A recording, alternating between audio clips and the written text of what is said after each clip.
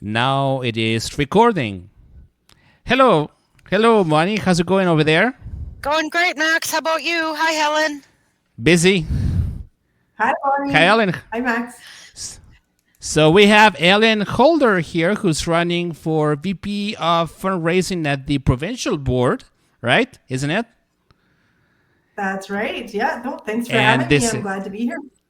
yeah, so this is a series of interviews that we're doing with the candidates within the AGM in prior to the AGM that's going to happen on November 28th through November 30th. I'm so excited to go there. It's going to be an amazing opportunity. So today we're interviewing Helen Holder, which is running, as mentioned, as VP on fundraising. So thank you very much for your time, and we're going to go to the questions. So Helen, just talk about yourself. Where do you live? Talk about yourself, what you've done, who is actually Helen Holden, what she's done in the past. Yeah, absolutely. So, yeah, I live in Foothills County. I've been out this way for almost 4 years, and I was born and raised in Calgary, so I am very Oh, connected with Calgary as well. Yeah. Um, but yeah, we decided to move out to a little acreage in 2022. So we're just 10 minutes southeast of Calgary. mm-hmm. Um, and I have two young children and a husband, and yeah, and so that's where we live. And um, I have been in oil and gas for about 17 years, and um, Ooh, as a production engineer, mostly a little bit of reservoir engineering, but mostly production. And so I've had the opportunity to work internationally and locally here in Alberta. So I was overseas for about 6 years with Wow. that. that's awesome. So, So, what experience are you bringing to this position then? You kind of just covered that. Explain any fundraising activities you were involved in the past, either with UCP or other entities. Yeah, absolutely. So currently, I'm a rural CA president. So I look after the Highwood board at the moment, and so I've been in that president role for the last year. But I've been on the board for 3 years, and I've been on three different boards over the last 4 years. So I have quite a bit of board experience. I started off with Calgary Pagan supporting Tanya Fur, and and then when I moved out to Highwood area, I joined the board here. So I've been on the board for 3 years, and and I also have been on the Calgary Lougheed board for the last year. So I've been on like a variety of different positions. I've been VP communications, I've been mm-hmm. secretary, I've been a director at large, and now president. So I bring quite a bit of experience in terms of, seeing the way different boards work. I've learned a Mm-hmm. lot about how different boards can be. Mhm. And I'm also on the party policy and governance committee as the governance subcommittee chair. So Mm-hmm. I've got quite deeply involved with the policy process of our party as well. So yeah, so I think So That you've had a bring is quite a bit chance of to do. experience and You've done quite a bit of fundraising then in different ways on the different boards. Then you've yes. been involved with So that. yeah, so yeah, and I've organized events myself.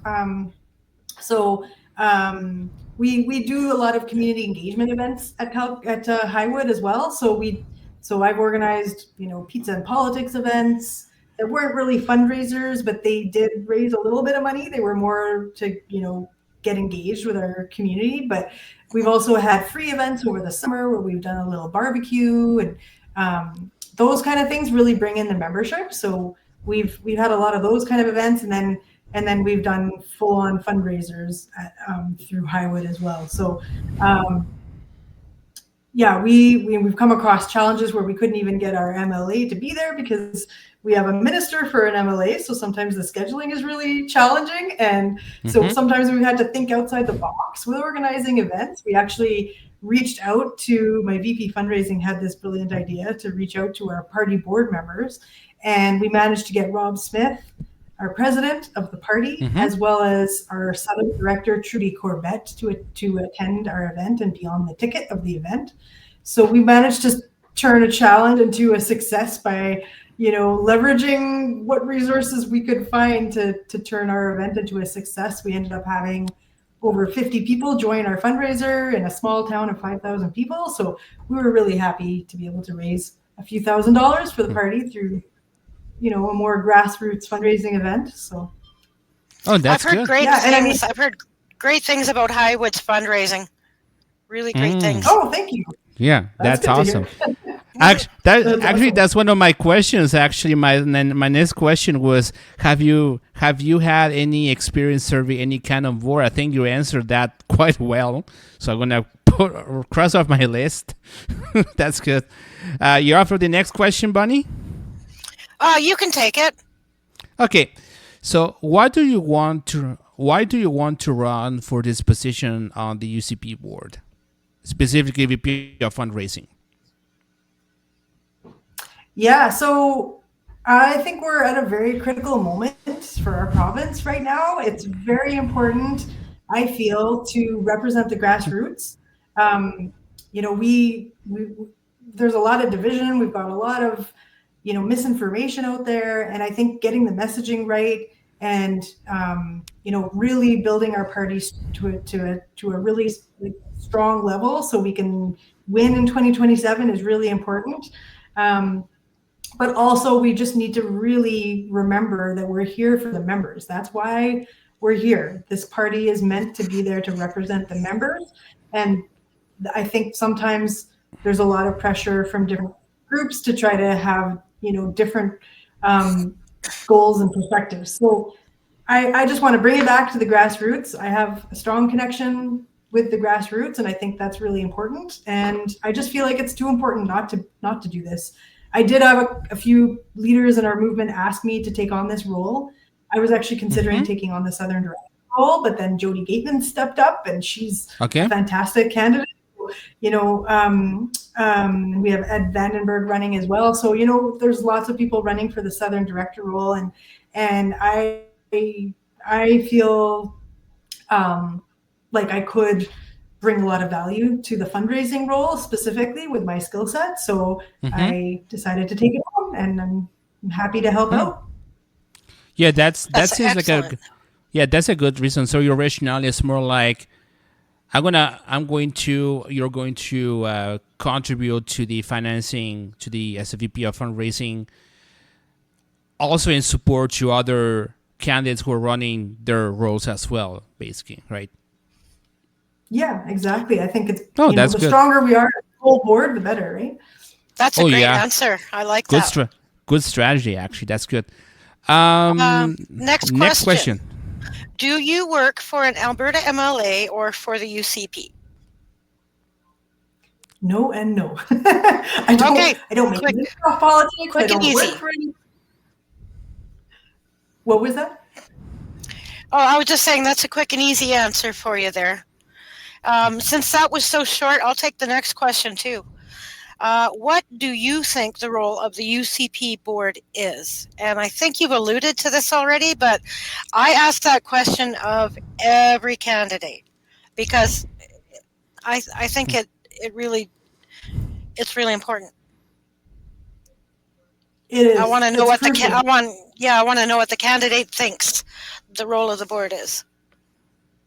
Yeah. So, like I said, I really believe that the board is there to support the members and to represent the members. The board is there to support the CAs so that constituency associations have what they need to be successful and to build our membership. But primarily, we're there to represent the members and make sure that the party does just that, represent the grassroots. So I believe that's what we're there for. And we're obviously working very closely with the government. And the goal of the party is really to ensure that we have a ruling government that represents our party. And so that's why we work so closely together. But ultimately, the party is the members' portion of that, the whole strategy. And then the government and the caucus, at least the UCP members of the caucus, are representing all Albertans. So there's a little bit of a conflict there, and sometimes there can be some division in terms of the different goals that each side has to Mm-hmm. have, but our side always You're has the to remember bridge, right? The board is the we're a bridge. bridge. Yeah, that's Mm-hmm. right. Yeah, that's a good way to put it. Next question. So, next question. Do you have any ideas on how to strengthen the relationship between the local CAs and with the provincial board? Yes, absolutely. So yeah, I do think that the more we can support the constituency associations, the better our relationship will be. I think always, representing the members is always very important, but making sure everybody has a chance to feel heard, and that we're working together. We're not working against each other. I think that's really important. So yeah, basically just providing the support to constituencies will go a long way to improve relationships. I think we generally have pretty good relationships, but I think it can always be improved, and I don't think we do enough. In terms of supporting constituencies. So, like I've said on the campaign trail, I plan to put in a toolbox to support the VP fundraisers across the province. Mm-hmm. So that's one thing, but there's more we can do than just providing a toolbox. We really need to give them practical help. Sometimes CAs can't get anybody, especially those orphan CAs. They can't get anybody to their events. They can't get an MLA. They can't get a minister. They can't get the premier. So I want to be there as a bridge to help facilitate that. I've been in that challenging position myself. So I know kind of who to speak to, and I can help CAs navigate that. So I think that will help. Excellent. That sort of leads into the next one. Do you have ideas regarding how to improve relations between urban and rural ridings? That may or may not directly tie into the fundraising, but I know those of us who are in rural find ourselves in the city actually a lot more than we ever thought we would. But is there? I don't know. Do you have other ideas? Yeah, Other thoughts? absolutely.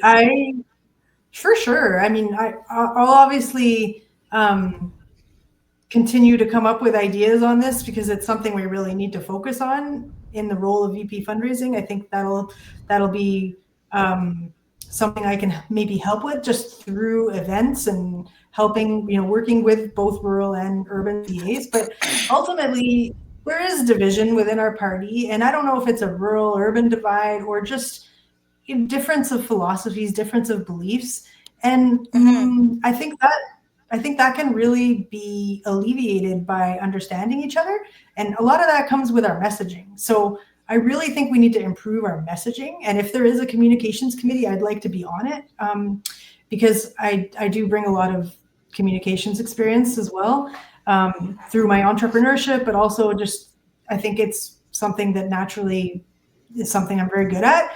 I have connections with the immigrant communities in the cities.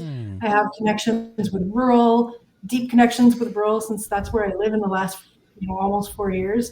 So I think my kids still go to school in the city, so I'm very connected with Calgary. So I think it's just a matter of bringing people together, having conversations, getting the messaging right for the party, I think is very important. Right. For example, on the immigration issue, I don't think do a good enough job of explaining why immigration is such an issue. I knocked on hundreds of doors at least during the municipal campaign, and I can tell you that people on the more left-leaning spectrum of politics don't even understand. We have had 2 million immigrants last year come into our country, and we're on track for another 2 million this year. They do not understand that. They think it's insignificant, and that's something we are not doing a good enough job of communicating. We need to make that something that's front and center, and understand that it's not about racism. It's not about being intolerant to new Canadians. Coming from an immigrant family myself, this is something I feel very passionate about. It's not about any of that. It's about the fact that we're ripping at the seams. We don't have the infrastructure or the services to handle all the people that have been brought in the last couple of years. So, yeah, A lot of it is messaging, but I think, we can do better at having events where we have both rural and urban people coming together to actually bring people into the same room and talk. So Those are all really good points because the fundraising is not going to come if you're not communicating with people. And I appreciate. I know that your background is Ukrainian, and so that as a Ukrainian immigrant family, that will add another level of understanding for Totally. people. no, I'm not Ukrainian actually. Oh, I thought you No? were Ukrainian. What are you? Oh no. No, I might have been involved in a conversation about the Russian Ukrainian stuff, but no, actually, my Oh, stepmother is Russian. My my stepmother apologies. is actually no, that's okay. I have a very very multicultural family. So my stepmother is from Kazakhstan, but she's ethnically Russian, and so I have a deep understanding of that sort of Eastern European culture. But also, my father is Egyptian, so I'm very connected with Arab community, and my mom is European, so she comes from England, and my grandmother immigrated to England from Switzerland. So I've got kind of a diverse European background as well. Isn't So that funny? But yeah, that was we're that very was good. That multicultural. was good. We learned that, even if I was wrong about it. That's That's good. good. Next That's so question, fun. Max. Yeah. That is Yeah. so funny because even myself, I'm an immigrant, been here for 25 years. That's funny. Very funny. For real. Next question. With a round of legislative candidates nominations around the corner, what are your suggestions for ensuring that the selection process is a fair and transparent process? I'm not sure if you can Yeah. answer that So one really, Helen, but I'm sure you might have ideas. yeah, exactly. I mean, I think the governance rules that we have kind of set that out. And I believe that, every CA does a nomination process when it comes to that point.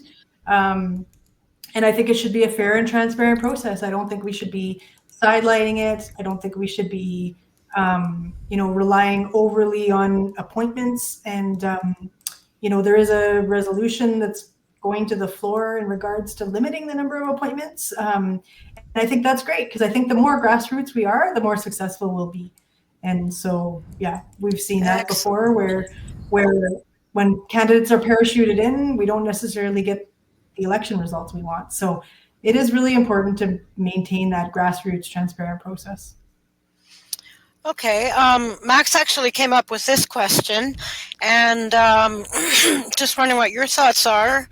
Some candidates were suggesting to focus on CAs where the margin between the NDP and the UCP was slim in order to win some seats in urban areas. Pardon me. What are your thoughts on that? Um, Hmm. I guess I'll leave it at that. Yeah, absolutely. Yeah, we need to win back those seats. Absolutely, especially the ones that have that narrow margin. So, even the ones that we won with a narrow margin, we should be really focusing on because we want to make sure that we win those seats very safely the next time around. But the ones that we lost with a narrow margin, we need to put a lot of resources into those. And I believe at the Edmonton Forum, Bobby Menard had mentioned that she is expecting us to be able to win five seats back in Edmonton. So I think that's where the resources will locally be focused for those 5 CAs. And then we have quite a few in Calgary that were, those swing ridings. There's at least 5 or 6, that we need to really focus on. But, we want to get back like more than that in Calgary, I think. And I think it's doable. Exactly, and that's where So fundraising will be so crucial, hey? For the Absolutely. it signage will. and Yeah. whatnot. Yeah, and so, I'm gonna do my best to make sure we're doing those big ticket items with Premier. We're gonna try to do minister highlight items where events where we bring in different ministers and try to, really sell ourselves as a party that, we have to share our successes and also bring in people into those events to, really bring in the maximum funds we can in terms of oil and gas executives. I've got a lot of contacts in the oil and gas industry, so I'll do my best to utilize those and just work with the party. I have lots of connections within the party, and I think we really need to just do the best to work together cohesively as a team to have, the maximum number of initiatives that we can to bring in a big war chest for 2027. So Fantastic. I am stuck with the same question again. You get to ask the big question again. I have to ask the big question.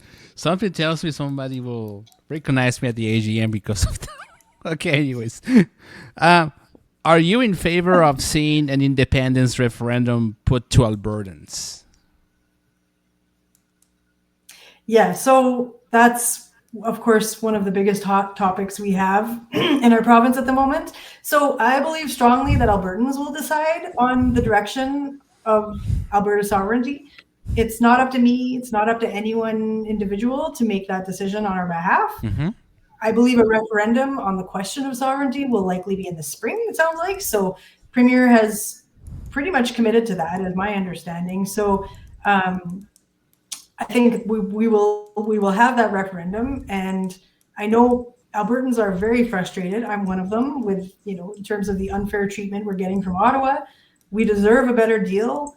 Do I think it's possible that Alberta will be successful on its own? Yes, absolutely. Is there a path to getting a better deal within Canada?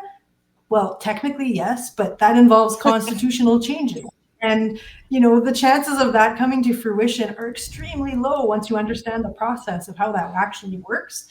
It's not very likely. So, as always, I'm open to ideas on how to achieve that. I want to listen to all sides, of course, but we don't get to find out how Alberta could be better with or without Canada if we don't ask the question. So we need that referendum. We need to use that leverage. That referendum will give us the leverage to, at least negotiate with Ottawa. But, we have to be willing to actually follow through with our threats if Ottawa is not working with us and are destroying our way of life. It's a real threat. And I never wanted to be a separatist. I still don't like calling myself a separatist.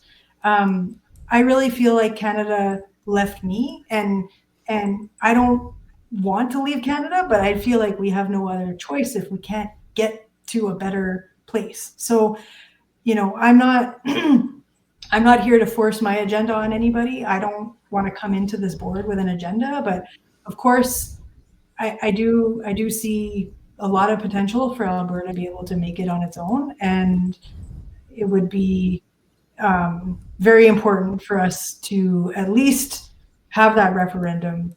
Albertans clearly want it, and I think it's extremely important.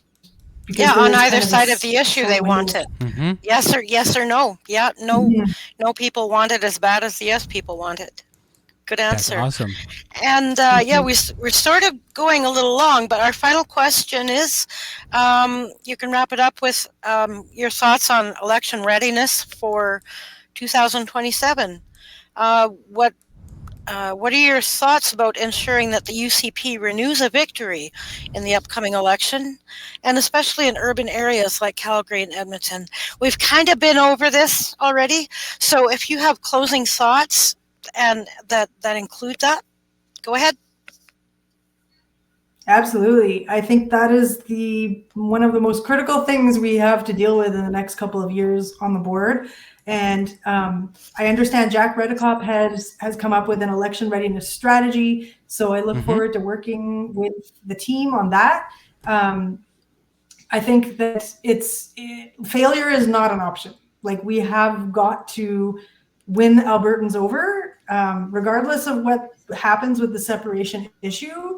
We are still going to have to face an NDP government in 2020, or not an NDP government, but an NDP face-off in 2027 in the general election. So we have a lot of work to do. There's a lot of really contentious issues out there right now, and I know, the government is working hard on those, and we have to help with the messaging. We have to help with the fundraising. We have to just build up this party as strong as we can, and a lot of that has to do with getting those CAs more active. because especially the orphan CAs, you kind of lose you lose morale when you don't have the supports you need, you don't have MLAs to come to your events, and you feel like you're surrounded by communists. To be honest, that is the case in a lot of areas of Alberta right now. Well, mostly Calgary and Edmonton, but you know, we have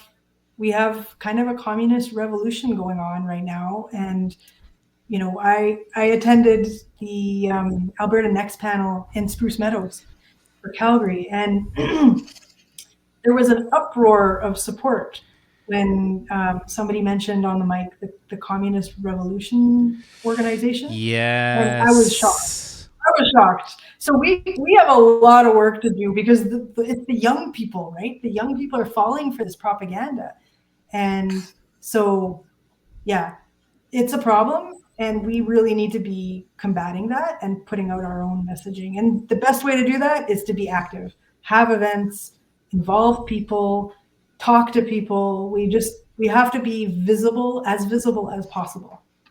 Yep. Yeah, Visible absolutely. and positive. I've really enjoyed this chat, Helen. Thank you so much. Thank you, And Max, for making Thank this you. possible. yes, fantastic. And thanks for the interview. And we'll release it soon, this week or today. And thanks for your time. And we'll see you at the AGM. Definitely, we'll be there. Yeah, absolutely. Looking forward to it. Thank you both I'm so gonna much see for a having lot me, of. and we'll see you in. I'm gonna Yeah. see a lot of people in Edmonton. I can tell you that. Yep.